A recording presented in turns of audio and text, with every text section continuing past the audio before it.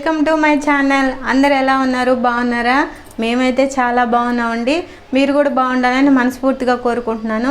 ఎవరైనా మన ఛానల్ని ఫస్ట్ టైం చూస్తుంటే సబ్స్క్రైబ్ చేసుకోండి. ఈరోజైతే మన వీడియో గుమ్మడికాయ పాయసం అండి. చిట్టి గుమ్మడికాయతో పాయసం చేయడానికి వచ్చేసాం ఈరోజు. చాలా అంటే చాలా బాగుంటుందండి.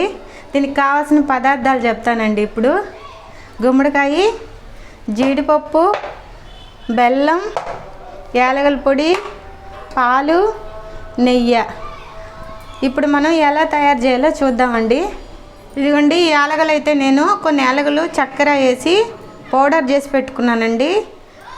ఇప్పుడైతే నేను గుమ్మడికాయని తొక్కు తీసేస్తానండి. మొత్తము తొక్కు తీసి ముక్కలు కట్ చేస్తాను. గుమ్మడికాయ తొక్కు లావుగా ఉంటుందండి, కొంచెం కష్టంగానే ఉంటుంది. చూడండి నేను తీస్తున్నాను. ఇది బాగా కొంచెం లావుగా తీసేది తొక్కుని, అందుకని దీంతో తీస్తున్నాను. మొత్తం ఇలా తీసేయాలండి. చూడండి లోపల ఎలా ఉందో. గుమ్మడికాయతో పాయసం చాలా టేస్ట్గా ఉంటుందండి. కానీ అందరికీ తెలుసు కాబట్టి ఎవరికైనా తెలియని వాళ్ళకి ఉపయోగపడుతుందని. పిల్లలకు కానీ పెద్దలకు కానీ మంచి హెల్దీ అండి గుమ్మడికాయ. మనము ఎప్పుడైనా సరే తినాలి అనిపించినప్పుడు అందులో బెల్లం వేస్తున్నాం కదా, చక్కెర అయితే కొంచెం ఆలోచించాలి. ఎవరైనా తినొచ్చు, చాలా బాగుంటుందండి. తప్పకుండా ట్రై చేయండి. చూడండి కట్ చేసేసాను, తొక్కంతా తీసేసి కట్ చేసాను. ఇప్పుడు లోపల మనం గింజలన్నీ తీసేసుకుందాము. ఇది బూడిద గుమ్మడికాయ కాదండి, దీన్ని సాంబార్లోకి తాలింపు కూడా చేసుకుంటూ ఉంటారు. ఈ గింజలన్నీ తీసేస్తున్నాను మొత్తం. ఇవిగోండి ఇలా ముక్కలు కట్ చేసేసుకోవాలి. చూడండి చిన్న చిన్న ముక్కలుగా కట్ చేశాను. వీటిని కట్ చేసేటప్పుడు జాగ్రత్తగా కట్ చేయండి, ఎందుకంటే గుమ్మడికాయ కదా జారుతుంటుంది. జాగ్రత్తగా కట్ చేసుకోండి. ఇప్పుడు మనం ఏం చేయాలో చూద్దామండి. ఇప్పుడు స్టవ్ ఆన్ చేసుకుందాము. ముందుగా పాలు కాస్తానండి ఒక స్టవ్ మీద.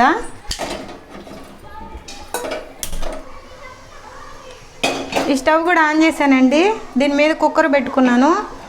చాలా అంటే చాలా ఈజీ అండి, సింపుల్గా చేసుకోవచ్చు. గిన్నె వేడెక్కిందండి. ఇప్పుడు కొంచెం నెయ్యి వేస్తున్నాను. జీడిపప్పులు వేగించుకుందాము.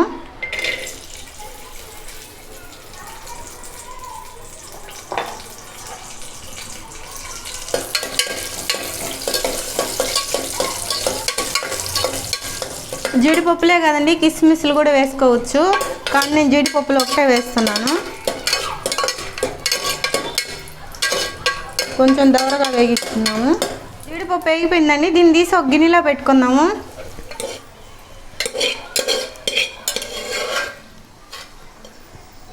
ఇప్పుడు ఆ నెయ్యిలోనే మనం గుమ్మడికాయలు వేసుకుందామండి. నేనైతే చిన్న గుమ్మడికాయ తీసుకున్నా అండి. మీరు ఎంత క్వాంటిటీ కావాలంటే అంత గుమ్మడికాయ చేసుకోవచ్చు. ఇప్పుడు దీంట్లో కొంచెం వాటర్ వేస్తున్నాను.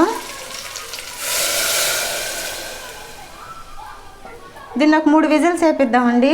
ఇప్పుడు మూత పెట్టేశానండి. ఒక 3 విజిల్స్ వేయించుకుందాము. గుమ్మడికాయ కూడా త్వరగా ఉడికిపోద్ది. గిన్నెలో అయినా చేసుకోవచ్చండి, కానీ నేను కుక్కర్ పెట్టాను. గుమ్మడికాయని పెద్ద దబ్బలుగా కోసి కూడా చేసుకుంటారండి, చిన్నవి కాకుండా తొగ్గు తీయకుండా అలాగే పెద్ద దబ్బలతో కూడా చేసుకుంటారండి. ఇది కూడా బాగుంటుంది. దీన్ని బాగా గుమ్మడికాయ ఇష్టపడే వాళ్ళు చాలా ఇష్టంగా తింటారండి. 3 విజిల్స్ వచ్చేసేయండి. ఇప్పుడు మనం ఆవిరి తీసేసి మూత తీసేస్తున్నామండి. చూడండి ఎలా ఉడికిపోయిందో. ఇప్పుడు మళ్ళీ మనం స్టవ్ ఆన్ చేసుకొని బెల్లం వేసుకుందామండి. బెల్లం ఎవరు ఎంత స్వీట్ తింటారో దాన్ని తగ్గట్టు వేసుకోండి చూసి. నేనైతే కొంచెం వేస్తున్నాను.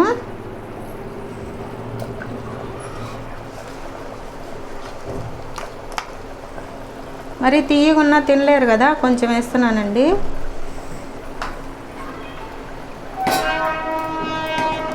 బెల్లము వాటర్ అంతా ఉడకాలి కొంతసేపు.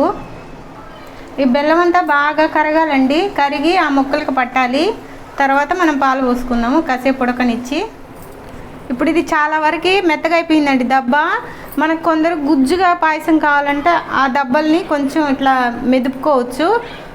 వద్దు గుజ్జుగా వద్దనుకుంటే ముక్కలుగా ఉంచుకోవచ్చండి, ఇలాగే ఉంచుకోవచ్చు. కావాలనుకుంటే కొంచెం ఇలా గుజ్జు చేసుకోవచ్చండి. నేనైతే గుజ్జు చేయట్లేదు, ముక్కలుగానే ఉంచుకుంటున్నాను. ఇలా చూడండి బెల్లం అంతా కరిగిపోయి కలర్ కూడా మారిపోయింది. చూడండి దబ్బ ఎంత బాగా ఉడికిపోయిందో కూడా. ఇప్పుడు మనం దీనిలో పాలు పోసుకున్నామండి.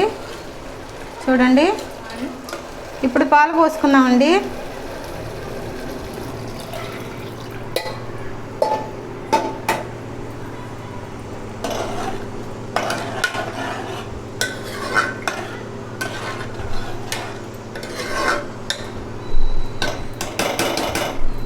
ఇప్పుడు కొంచెం యాలగల పొడి వేసుకున్నామండి. అంతే అండి. తర్వాత జీడిపప్పు వేసుకుందాము.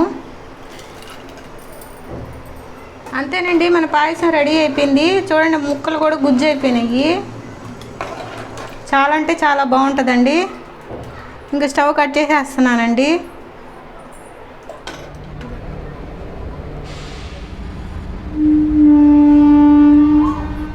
అంతేనండి, మనం బెల్లం గుమ్మడికాయ పాయసం రెడీ అయిపోయింది.